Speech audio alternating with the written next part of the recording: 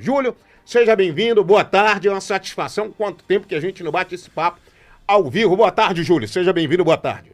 O Roque, queria aqui agradecer muito a nossa presença do sindicato aqui nesse programa muito importante para Camaçari, na questão da divulgação e da verdade, para que também a população possa entender um pouco do que é esse processo da BYD em Camaçari, qual é a participação do sindicato nisso, a importância do governo estadual, a importância da SETRE, a Secretaria do Trabalho, Emprego e Renda, na pessoa do secretário Augusto Vasconcelos, e também, logicamente, o presidente Lula, que tem sido um coringa nisso tudo. Acho que essa fábrica hoje, e eu falo ainda como fábrica, porque é uma posição que o sindicato tem tido muito fortemente em trabalhar, em discutir, desde da saída do fechamento da Ford até a disponibilidade de novas empresas que viessem para Camaçari, quando eu estava naquele momento à disposição por parte do comitê do setor automobilístico, onde o sindicato participou junto ao governo de Rui Costa naquele momento, onde fomos em embaixadas, conversando com o Senado, eu estive em Brasília, viabilizamos a vinda da Greenwall Motors para cá, que hoje está em São Paulo, não ficou em Camaçari, porque fez uma visita técnica na fábrica da Ford naquele momento, mas acabou optando para comprar a fábrica da Mercedes-Benz em São Paulo. E, desde esse momento, o sindicato incansavelmente veio discutindo a possibilidade de novas empresas para cá, junto à SETRE, junto à FIEB, junto ao Sindipeças, ao sindicato do setor patronal do Sindipeças, e junto ao governo do estado, do governo federal, e graças a Deus a BYD veio. Agora, obviamente, o sindicato tem se preocupado por questões, obviamente, que acontecem a nível global, seja logístico, seja de aumento de vendas, que eu acho muito importante que a BYD, eu quero que a BYD venda não os 4.260.000 carros que ela vendeu em 2024 ao nível mundial, global. Eu quero que ela venda 20 milhões de carros. Agora, obviamente, que garanta que a fábrica venha a ser estabelecida e concretizada em Camaçari. Quando foi que acendeu o sinal de alerta para o sindicato dizer, opa, vai ser um centro de distribuição ou de fato vai ser uma fábrica, nós iremos cobrar? Quando foi e o porquê, Júlio? Roque, o sindicato, e eu tenho tido uma incansável pesquisa sobre a BYD, porque você tem que pelo menos saber, ler e estudar o que você vem debater, né, principalmente em representar uma empresa dessa que é uma monstra a nível mundial, é a maior fábrica de carros híbridos e elétricos do mundo, além de outros fornecimentos que a BYD tem, seja de carros elétricos plug-in, seja de carros híbridos plug-in, seja de carros elétricos, seja de placas solares, seja de caminhões, de ônibus, até de outros segmentos que a própria BYD trabalha, que é células de hidrogênio verde. O sindicato se debruçou. E, obviamente, que a gente vem com algumas preocupações. Quais são essas preocupações? A BYD, ela, 2023, vamos pegar 2023, passar para 2024. 2023, a BYD, ela vendeu no mercado brasileiro um pouco mais de 17 mil carros elétricos e híbridos. 2024, houve um crescimento de mais de 340%. Passou para 60 mil carros, mais de 60 mil carros. 2023, quantos mil carros? 17 mil, um pouco. Pronto. 2024 já pula para 340% de crescimento, que chega a mais de 60 mil carros, emplacados mais de 70 mil carros. Para a gente isso está maravilhoso. E olha que isso está dentro do cronograma de quando ela veio para o Brasil na discussão de firmar o compromisso junto ao governo estadual em 2022, né, através do governo Jerônimo. E a partir desse crescimento e as movimentações logísticas, não só aqui a nível Brasil, através dos navios que eles implementaram, né, compraram propriamente dito, para a movimentação de cargas, no caso de veículos, eles passaram com a capacidade de viabilidade de transporte de veículos para mais de 26 mil carros em 4 navios que hoje eles têm como propriedade. Isso pode ter muito mais. Deles são 4 navios. Os navios que foram adquiridos aqui no país, em território nacional evidente, têm condições de transportar cerca de 26 mil carros. Os 4 navios, é isso? Na realidade, os navios não foram adquiridos no Brasil. Eles construíram esse navio na China. Na China. São 4 navios que eles têm de propriedade. Eles podem ter muito mais, porque sabe muito bem que você tem capacidade, como empresa, de alugar navios para fazer transporte. A gente sabe disso. Pode ter 100 navios, se ela quiser. Mas ela, obviamente, centraliza muito as questões de mobilidade logística no escopo de produção e da empresa. Então, eles têm esses 4 navios. Esses 4 navios foram adquiridos recentemente? Então, o primeiro navio dela foi adquirido em janeiro de 2024. De janeiro de 2024 até agora, já tem 4. De propriedade BYD. Pronto. Que ela pode alugar é muito mais que isso. Mas hoje, operacionalmente, eles têm condições de transportar via marítima mais de 26 mil carros. Com isso, a BYD já, logicamente, programa um aumento dessa frota para o ano que vem, de mais navios, que pode aí chegar à capacidade de ultrapassar 50 mil carros em transporte marítimo. Ou seja, rapidamente, Júlio, me permita, pelo que o Júlio está dizendo, meus amigos, e você que está nos acompanhando, esses 4 navios foram adquiridos pela BYD e com capacidade de transporte de 26 mil carros. A pergunta que Júlio fez, ou que se faz, é o porquê a empresa chinesa ia adquirir esses 4 navios com a capacidade de transporte de 26 mil carros. É isso ou estou errado? Isso. O crescimento dessa movimentação logística, obviamente, você acende o sinal de alerta. Mas tem outros pontos que não é somente isso, que você poderia muito bem alegar. É natural de uma grande indústria como a BYD, que hoje lidera o mercado mundial, ter navios para transportar para vários continentes diferentes o seu veículo, o seu produto. É natural. Hoje a BYD é liderança mundial de vendas de veículos elétricos e híbridos. Passou a Tesla. Então Elon Musk já foi para as cucuias em termos de volume de produção. Mas o que acende o sinal de alerta da gente são outros pontos. Um exemplo, a Rota Dourada. O que é a Rota Dourada? A Rota Dourada é uma rota marítima que ela reduz a vinda de produtos, ou reduz o caminho naval de 60 dias para 30 dias. Então, a China pode carregar navios, como agora a própria mídia divulgou o último navio dela com capacidade para 9.200 carros, né? Isso não foi eu que estou falando, não é que estou inventando. Dito, claro, esse navio foi atracado, se não me engano, no Porto de Santos, com capacidade para 9.200 carros. Isso está no próprio site da BYD. Então, eu não estou inventando história. Tá lá você for no Instagram da BYD, está lá o navio de 9.200, capacidade para 9.200 veículos. Essa Rota Dourada, conseguida, logicamente, por estratégias marítimas por parte da equipe da BYD, reduz para 60, da BYD não, marítima de uma forma geral, reduz de 60 para 30 dias. Então, em 30 dias, cargas da China vão chegar aqui no Brasil, diminuindo o tempo, o gasto de combustível e também o deslocamento logístico de peças e de veículos. Isso tem mais um sinal de alerta, que é esse ponto de redução de tempo. Além disso, a BYD solicitou uma redução de imposto de SKD e CKD. O que seria isso? São módulos SKD, que são carros quase que pré-prontos, que vão vir da China para cá para montagem em Camaçari. Esse imposto é de 20%, eles estão solicitando a redução para 10%. Juro, isso é normal? É normal. Eu venho de 3 montadoras. Eu trabalhei na GM, em São Paulo. Trabalhei aqui no Complexo Ford, na Ford, em 21 anos de empresa. E todas essas empresas, no processo de start, você passa pelo processo de treinamento e, obviamente, muitos módulos SKD e CKD, para a população entender o que é mais ou menos, é o seguinte: você tem uma cadeira.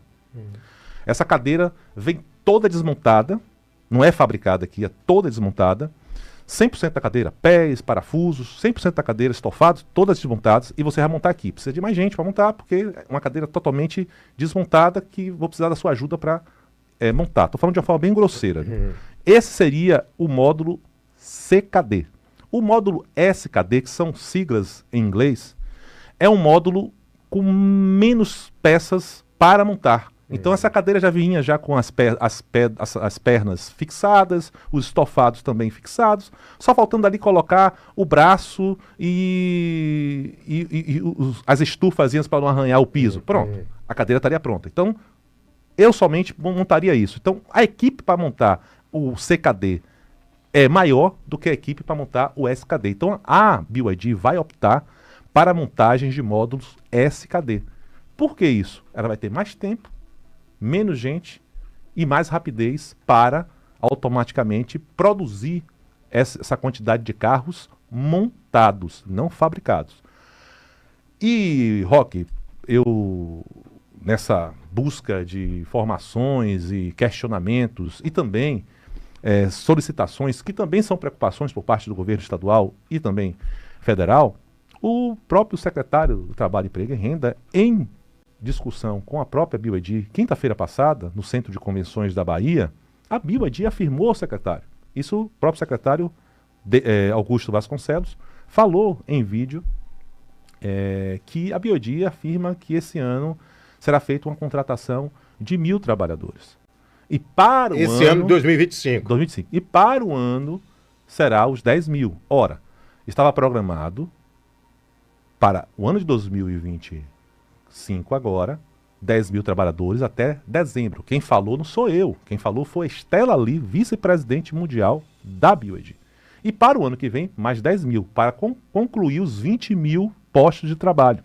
Ou seja, existia um anúncio da própria empresa, a contratação de 20.000 trabalhadores, este ano até dezembro 10.000, e o ano de 2026 mais 10.000, para completar os 20.000 trabalhadores. Isso não existe mais. Não, foi mudado. Esse julho teve alguns problemas. Qual foi o problema principal que teve? A denúncia de investigação junto ao Ministério Público, que embargou a obra, e a obra ficou quase 4, 5 meses parada, em relação à questão dos trabalhos que estavam na fábrica da BYD, no caso, na construção da fábrica da BYD, em trabalhadores que são da construção civil, no aspecto de trabalho análogo à escravidão. Então o Ministério Público atuou, fez o embargo da obra. A obra tem agora um pouco mais de 30 dias que foi, menos de 30 dias que foram liberadas para voltar ao processo de construção. E isso atrasou também o cronograma da empresa. Poderia ela contratar os 10.000 esse ano? Eu achava meio difícil, até mesmo a fábrica andando com todas as condições, sem nenhum tipo de embargo. Mas foi anunciado isso. Eu quero deixar claro aqui, Roque, para a sociedade, para a própria, as empresas que estão também preocupadas em querer, logicamente, fechar acordos com a BYD e a própria BYD, que o sindicato tem um papel importante de cobrar aquilo que foi acordado, com as questões dos contratos, para justamente capacitar esses trabalhadores, antecipando até mesmo qualquer tipo de posicionamento da BYD, para já garantir que já teria condições de 500 trabalhadores estar capacitados para, ou atualizados, para trabalhar com montagem de carros híbridos elétricos, porque esses trabalhadores vieram de carros ciclo Otto, ciclo a combustão. Então, o sindicato antecipou, conversou com o secretário, na época, o Davidson Magalhães, que foi, obviamente, sucedido por o Augusto Vasconcelos, que deu continuidade a esse processo, do curso. O curso foi feito. Agora que a lista, obviamente, por uma grande assistência e competência por parte da CETRI, essa lista está na mão da BYD e nós estamos, obviamente, questionando, cobrando que esses trabalhadores possam ser admitidos e contratados pela BYD. Eu tive diversas vezes no Senai, os trabalhadores que estavam lá, eu digo trabalhadores porque eu já considero como trabalhadores. Os alunos que estavam lá sabem disso. E eu tentando dar tranquilidade, como até hoje eu tento, e cobro a empresa para isso, para até mesmo para aquele momento tivesse um acordo de compromisso por parte da empresa de contratar esses trabalhadores. Mas isso não aconteceu. Sendo otimista, você acredita, nós estamos hoje aos 14 dias do mês de maio, você acredita que a empresa contratará quantas 1.000 pessoas até dezembro? Roque, eu quero acreditar que os 1.000 trabalhadores que eles falaram que estaria sendo contratado agora de imediato ao próprio secretário do Trabalho vai ser concretizado. E eu quero acreditar que os trabalhadores que fizeram o curso do Senai venham ser aproveitados. Temos um problema, Roque, nisso tudo, que é outra cobrança do sindicato. Trabalhadores acima de 40 anos. Tem empresas que estão descartando Trabalhadores extremamente competentes, capacitados, com uma experiência vasta que nenhum meninozinho de 15 tá anos... tendo esse preconceito? Ele tem prioridade? Tem. Na indústria como um todo tem. Tem algumas indústrias que têm tido um comportamento diferenciado, têm nadado contra a correnteza desse preconceito, não só com trabalhadores de mais de 40 anos, agora imagine, Roque, trabalhadoras mulheres acima de 40 anos. Então a gente tem brigado pela paridade, que venha a ter uma paridade entre mulheres e homens na indústria. Por que não 50-50? Porque tem que ser mais homem do que mulher. Entendeu? A mulher é tão capaz em estar no processo operacional como qualquer outro homem. Ô Júlio, outra situação. Como é que tá para priorizar a mão de obra local? A mão de obra local que me refiro aqui, porque daqui a pouco... Outro dia eu passei, nada contra, que eu não tenho esse preconceito, mas eu acho que se a gente tem os malefícios, tem que ter também os benefícios. Vou para a esquerda, tem um chinês. Vou para a direita, tem outro chinês. Olho para frente, tem um chinês. Olho para trás, lá ele, tem um chinês. Olho para cima, um chinês. Como é que fica essa situação? Como é que o sindicato está acompanhando para priorizar a mão de obra local? Então, Roque, isso já deixei claro. Tivemos algumas rodadas de negociação com a BioID, principalmente discutindo salários. Já houve alguns avanços sobre a questão de plano de saúde, plano odontológico. Hoje o plano de saúde deles são Sul América Saúde, Vale Alimentação já tem, de R$600. Tem a questão do plano odontológico, tem a questão também daqueles trabalhadores que não querem usar o transporte, e aí eu acho errado, mas é uma questão que está tentando ver, ajustar isso com a empresa para centralizar a questão do transporte exclusivamente de responsabilidade da empresa, mas já temos o transporte também para esses trabalhadores. Então avançamos em alguns pontos e estamos agora tentando finalizar um acordo de valor salarial. Mas na sua pergunta, quando você fala da prioridade aos trabalhadores de Camaçari, hoje você vê um volume muito grande de trabalhadores na construção civil, deixar claro que esses trabalhadores não são operários metalúrgicos que estão montando módulos ou tendo algum tipo de participação operacional em veículos na BioID. São trabalhadores de terceiras chinesas que estão aqui, com alguns trabalhadores também brasileiros, mas a maioria são de chineses. Eu já deixei claro para a empresa BioID, o Sindicato dos Metalúrgicos não irá admitir na linha de produção de veículos chineses. Se isso acontecer, nós vamos, e deixar claro, a empresa não existe ainda, está na questão do processo produtivo, mas nós não vamos admitir ao ponto de que se a empresa insistir ou tentar colocar trabalhadores chineses na linha de produção, tirando a oportunidade de baianos e de camaçarienses, para dar oportunidades a chineses vindo para cá, tirando o pão do baiano, o pão do brasileiro, nós iremos paralisar a BioID. Vai ser a primeira paralisação que vai ter de processos produtivos de veículos híbridos e elétricos no Brasil, vai ser aqui na BioID. Então, já dou o recado para a BioID aqui. Não se atreva a colocar operários na linha de produção. Nós não vamos admitir. Eles estão fazendo isso na construção civil. Por sinal, até houve uma mobilização de atraso de salário por parte das empresas terceiras que servem a obra da BioID na construção civil. Diz que regularizaram esses salários, mas ainda o negócio está meio que bagunçado na questão do que se refere à questão do pagamento salarial. Diz que houve atraso por competência dos bancos, depois houve atraso por incompetência da empresa terceira. Não eram trabalhadores BioID, mas estavam literalmente no processo operacional de construção da fábrica. Da China, só o pessoal da parte administrativa, é isso? A gente até admite, logicamente, chefias é natural ter da China, porque a empresa é chinesa. A gente teve isso aqui quando era a Ford. Tinha americanos aqui pra caramba. E até porque, como a Ford já tinha uma linha histórica de produção no Brasil, que não veio primeiramente na Bahia, mas já estava instalada em São Paulo, em São Bernardo do Campo, aqui teve muito paulistas, né, que estavam inseridos aqui no processos produtivos, seja na coordenação, seja na engenharia, seja na administração, e que, obviamente, se isso fosse fazer um comparativo a uma empresa que viesse, no caso, a Ford estivesse vindo para o Brasil e fosse a primeira fábrica aqui no Brasil, sem ser em São Bernardo, sem ser em Taubaté, sem ser em Tatuí, obviamente estaria cheia de americanos aqui dentro. Então, isso é natural. O que a gente não admite é o processo operacional é local, não é estrangeiro. Então, essa questão local a gente vai bater forte.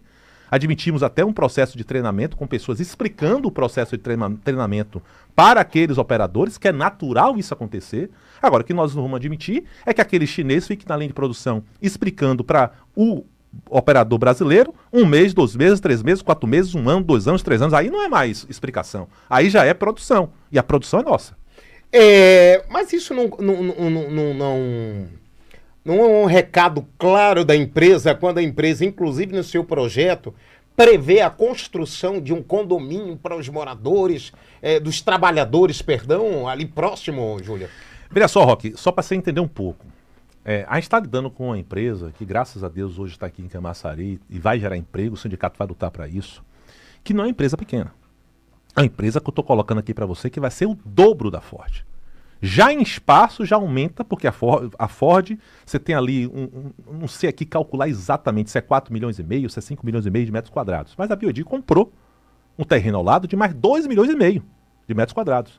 Então não é uma empresa pequena. Além do que já estava o terreno da Ford, do terreno que eles estão aproveitando, que não faz parte da fábrica da Ford antiga, eles estão construindo na parte do Planalto, na parte superior, aproveitando toda aquela parte que era antes utilizada para testes de carro e estacionamento, e uma área que estava abandonada, no caso de mato, eles estão aproveitando para expandir a fábrica para aquele lado. A parte da onde é a fábrica vai ser feito uma expansão de depósitos e também, que aí seria um outro ponto que eu vou tocar com você, de autopeças, que segundo seria isso. Além disso, eles estão comprando mais como já comprou, 2 milhões e meio de metros quadrados de um terreno ao lado em anexo. Só para você ter uma ideia, Roque, de engenharia da Ford, na época, no auge da Ford, nós tínhamos aí quase 3.800 operadores Ford, com as autopeças que eram parceiras um pouco mais de 6.800, 6.500, mas 2.000 pessoas só do administrativo e engenharia. 2.000 a 2.500. Você acredita que é o número mais ou menos que teremos? O Roque, vai ter muito mais que isso. De engenheiros e de área administrativa, se concretizar a fábrica. Eu falo e reforço isso. E aquele terreno ali que eles estão fazendo para um condomínio... Ali na Cetrel, perto de... Não vai ser suficiente nem para metade do administrativo. Você está entendendo? E é normal, Roque. O chinês ele pensa diferente do americano. A gente tem que entender isso. Eles centralizam muito. E eles querem ter controle. Até mesmo do local onde as pessoas vão estar, obviamente, próximo ao processo de fábrica, que até porque eles têm já uma cultura na China de ter dentro da fábrica os alojamentos. Então, como aqui o polo petroquímico não permite isso por uma questão técnica de segurança, tem que ter um distanciamento da parte residencial, o local mais próximo que eles encontraram é ali depois de Brito, da Belo Móveis. Belo Móveis, ali tem a Belo Móveis, isso. Frente, um pouquinho, tem a Limpec, descendo um pouquinho ali, você está num terreno que vai ser já terraplanado e que vai ser a tal da Vila BYD. Que digo para você, que tenha lá 100 casas, não vai ser suficiente para a quantidade de administrativos. Então, é um local que eles vão ter para ter uma rotatividade. Até porque, lembrando, que ali não vai ser o único ponto que eles sinalizam como área de repouso, descanso, moradia. Vai ser feito também, segundo a própria informação da BYD, eles falaram isso, que também vão estar sendo feitos hotéis aqui, de alto padrão, para também esses executivos administrativos que vão vir da China para cá. Então, eu quero acreditar, Roque, e o sindicato está lutando para que isso se concretize. Um ponto que eu queria aqui colocar para vocês, que é mais um sinal de alerta, que a gente sempre está batendo nisso, porque nós vemos com dados técnicos e nós estamos conversando com outras empresas também. Eu tenho conversado com o pessoal da Grainwell Motors, que é a concorrente da BYD, que hoje se encontra em São Paulo, comprou a fábrica da Mercedes, que faz o Raval, os carros Raval. Não sei se você já conhece aqueles carros muito bonitos da Raval, a Grainwell Motors. E eu tenho conversado também com o sindicato local e com o setor empresarial, que por sinal hoje já fornece para a Greenwell Motors, que é a GWM. Esses Planet Managers que já me procuraram, alguns eu procurei, vamos até fazer agora uma reunião para fazer de novo o comitê que nós fazíamos antes, estavam sendo concretizado antes na época da Ford, nós vamos reativar hoje esse comitê, que são com as principais autopeças do Brasil. Logicamente, do Brasil só não, são empresas de capital internacional, como tem várias empresas de capital espanhol, alemão,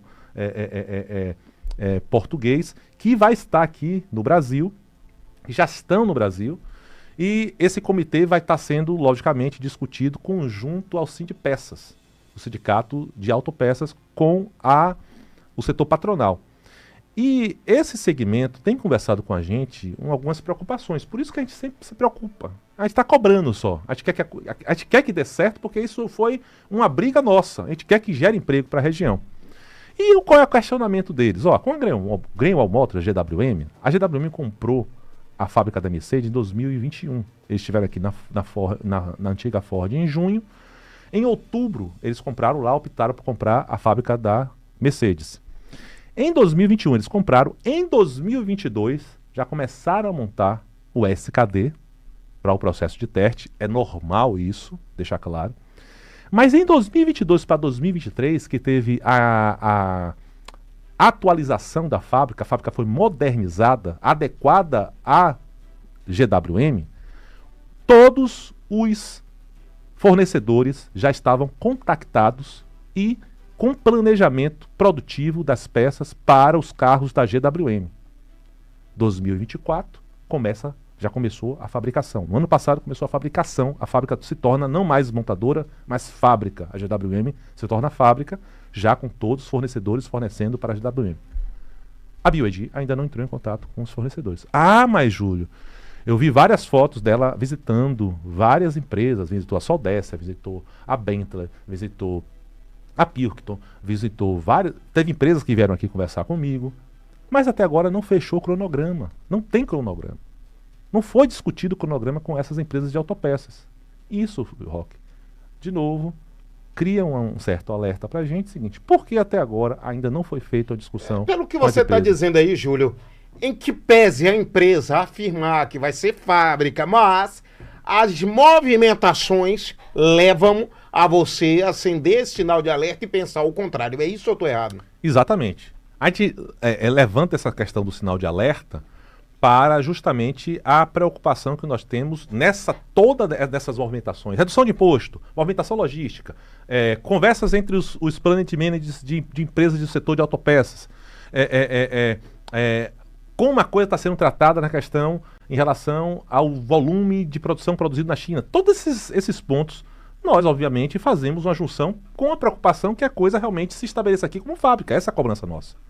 Então, a gente quer que a coisa dê certo, mas que a coisa se torne de forma clara, para que a gente possa, de certa forma, ter tranquilidade e passar tranquilidade para com aquelas pessoas que estão desempregadas, que estão lutando pelo emprego e hoje passam uma dificuldade terrível na questão de estar hoje na informalidade, trabalhando aí, sabe, tentando ganhar o pão de cada dia e esperando, né, com muita ansiedade que essa fábrica possa chamar, seja o trabalhador abaixo de 40 anos, mulher, negra, ou seja, trabalhadores de mais de 40 anos, trabalhadores e trabalhadoras, mulheres também, negras.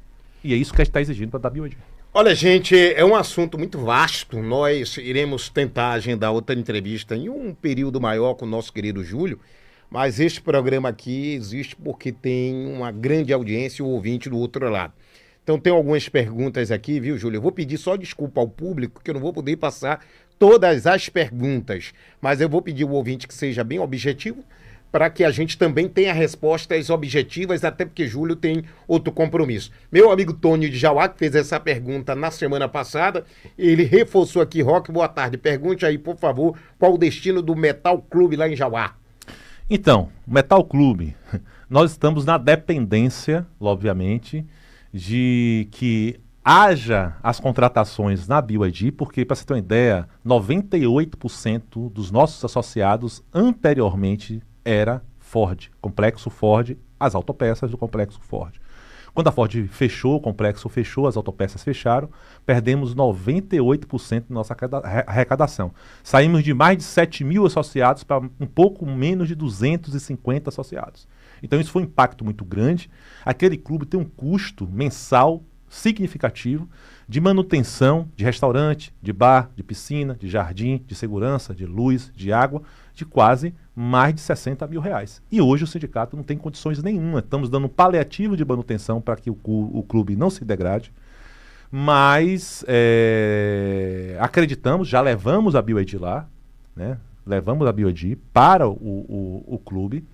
Eles têm interesse de ampliar para que ajudar na questão de que os trabalhadores da BYD futuramente utilizem aquele clube, e nós estamos na expectativa que haja essas contratações e que a gente tenha a oportunidade de sindicalizar os trabalhadores, já que já temos conquistas antes mesmo da fábrica funcionar, para que a gente possa colocar o clube para funcionar de novo. Ok, tem 2 perguntas aí, Chay, coloca aí, por gentileza, teve gente mandando pergunta desde ontem.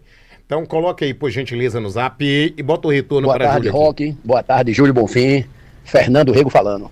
Júlio, isso é um pensamento meu, quero que você me tire a dúvida. O Brasil tem a maior potência de lítio e o segundo maior em nióbio. São produtos que facilitam a fabricação das baterias de carro elétrico. Esses 500 apartamentos, se eu não me engano, que estão sendo construídos aí, esse tempo todinho, será que não é um interesse da fábrica ou da montadora, que para mim não é montadora, é uma distribuidora, em captar lítio e nióbio? Porque chinês não dá nó e pingo d'água. Então minha pergunta é essa, o que você acha? E aí, Júlio? Veja só, as baterias, eu vou ser mais tecnicamente direcionado aqui à questão da pergunta para o que hoje vai ser fabricado. Os chineses, eles, na verdade, os carros híbridos elétricos, eles trabalham com bateria de lítio, né? São as baterias blades, as baterias blindadas que eles hoje trabalham, não trabalham nem com nióbio, só se for outro segmento, entendeu? Mas não a BYD em si. Por sinal, a BYD, segundo a informação, eles estão negociando aqui no Brasil, não sei se é em Minas Gerais, uma mineradora, que eles estão querendo comprar, né? Que tem lá uma jazida de lítio, para justamente fazer as baterias, que é o principal ponto do veículo. Então, exploração no país pode ter tudo que é jeito. Obviamente, cabe às autoridades competentes fazerem, justamente junto com o Estado e os municípios, e também o governo federal, como se diz, o controle, né, de vendas de áreas de terra para a exploração desses minérios. Ok, mais um ouvinte aí para a gente finalizar, Chay. Boa tarde, Roque Santos, aqui Beto Carvalho. Boa tarde, Júlio Bonfim, presidente do Sindicato dos Metalúrgicos. Boa tarde, minha Camaçaria, majestosa cidade baiana, capital industrial do Nordeste. Júlio, eu preciso contextualizar primeiro, antes de fazer essa pergunta. Antes de 2003, os sindicatos e as centrais sindicais, sempre unidos, tinham como as principais bandeiras redução da jornada de trabalho, redução da carga horária, né? Melhores salários e melhores condições de trabalho para o povo brasileiro, para os trabalhadores brasileiros. Quando o Lula assume em 2003 até 2011, a gente percebeu um esfriamento, né? Não houve avanço nessas pautas, e entra o governo Dilma e agora o novo mandato do presidente Lula, chegando aí ao seu 3º ano do novo mandato, e a gente continua sem avanço. Os trabalhadores brasileiros tiveram a situação precarizada com a reforma trabalhista, lá do governo Michel Temer, né? E reafirmada pelo ex-presidente também Bolsonaro. A gente percebe claramente um esfriamento da luta. As centrais sindicais e os sindicatos só pensam em dinheiro. A gente consegue ver em Camaçari hoje presidentes de sindicato morando em terras alfavíveis, carros de luxo, carros blindados, enquanto os trabalhadores sofrem com baixos salários, péssimas condições de trabalho.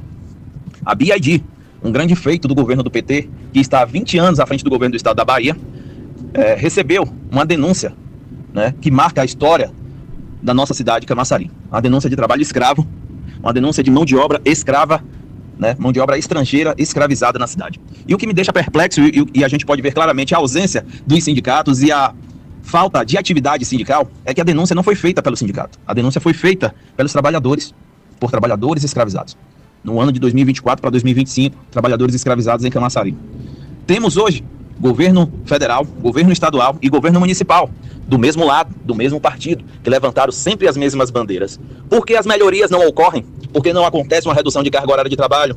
Por que ainda encontramos o trabalho escravo enraizado na indústria, no comércio? Por que, Júlio? Por quê? Já que temos todas as condições favoráveis para acabar com isso. Valeu, Beto. E aí, Júlio? Eu explico logo de primeira. Você acha que o Congresso ajuda? Você tem um Congresso reacionário. Você acha que o presidente Lula tem competência jurídica como presidente de fazer as leis e quando vai para o Congresso você tem só o setor patronal, onde elegeu vários deputados federais, vários senadores, em aprovar leis favoráveis ao trabalhador? Ou você esqueceu agora do imposto, da redução do imposto, né, da isenção do imposto de R$5.000, que não quer ser passados pelos bolsonaristas, deputados federais e senadores no Congresso? As leis só acontecem quando há posicionamento por parte também do Congresso. E é o Congresso que aprova, é o Congresso que faz as leis. Você pode fazer o projeto, não é isso, Roque? Mas quem aprova é o Congresso. E se a gente continuar votando em deputado federal ou senador que seja patronal ou bolsonaristas radicais, que não tem compromisso nenhum, literalmente uma extrema-direita, que não tem compromisso nenhum com o setor operário e que só aprova leis favorável para, literalmente, para o patrão. Agora, deixar claro aqui um ponto importante. A questão da denúncia na BYD. Eu sou muito justo, Roque, em relação a isso, até porque a denúncia foi nos operários do setor da construção civil, não era metalúrgico. Mas eu queria aqui fazer uma defesa ao sindicato do Sinditic.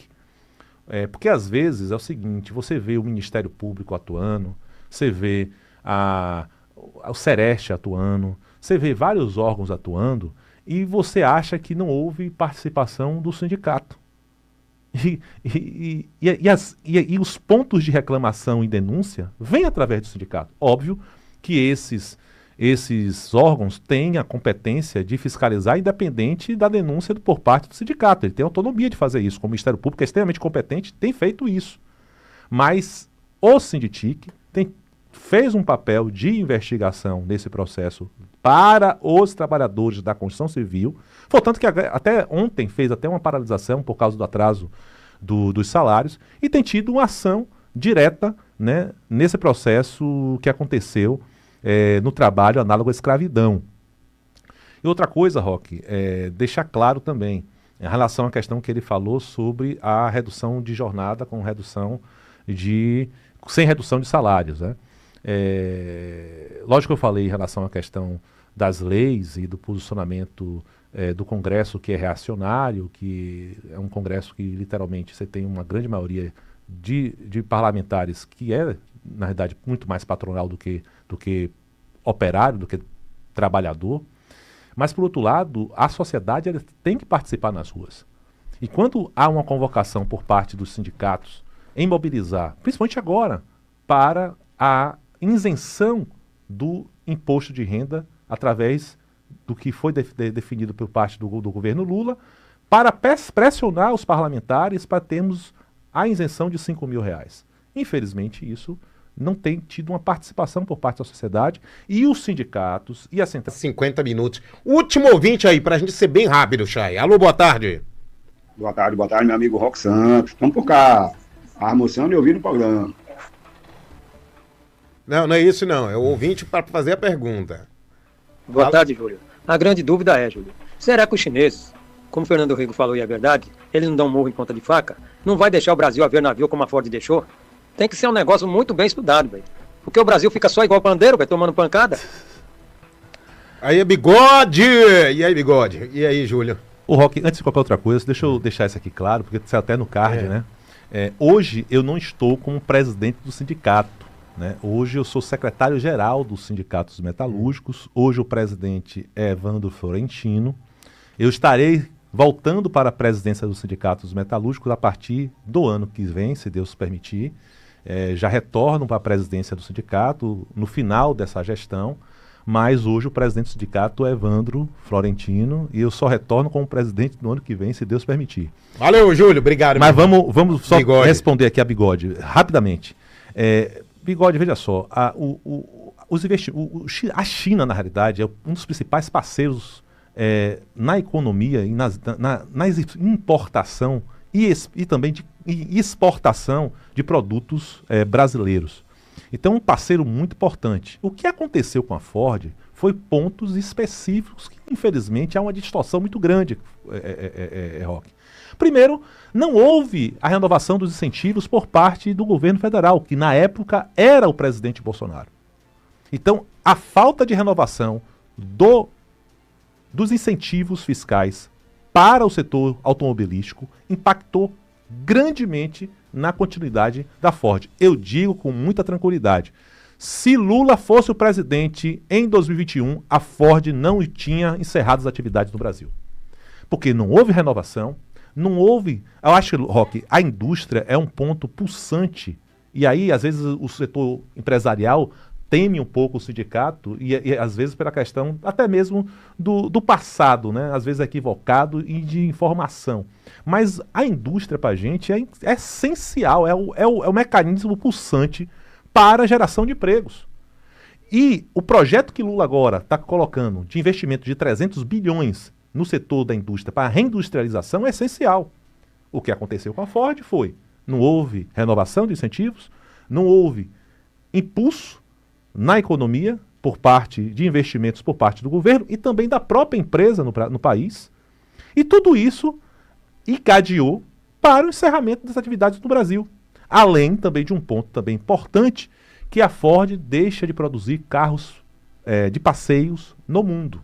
Mas isso não evitaria, caso houvesse um diálogo responsável por parte do governo federal, na época do incompetente Bolsonaro, em fazer a renovação do setor automobilístico, no que se refere aos incentivos, porque teria projeto por parte da Ford, que, por sinal, eu estive nos Estados Unidos conversando com o vice-presidente de manufatura da Ford, onde tinha 3 projetos, que o último projeto, por coincidência, seria lançado nesse ano de 2025, outubro de 2025, que seria o grande EcoSport, para 7 lugares. Em 2025, você tem ideia? Em 2021, teria um carro em 2022, lançamento, que seria o EcoSport novo.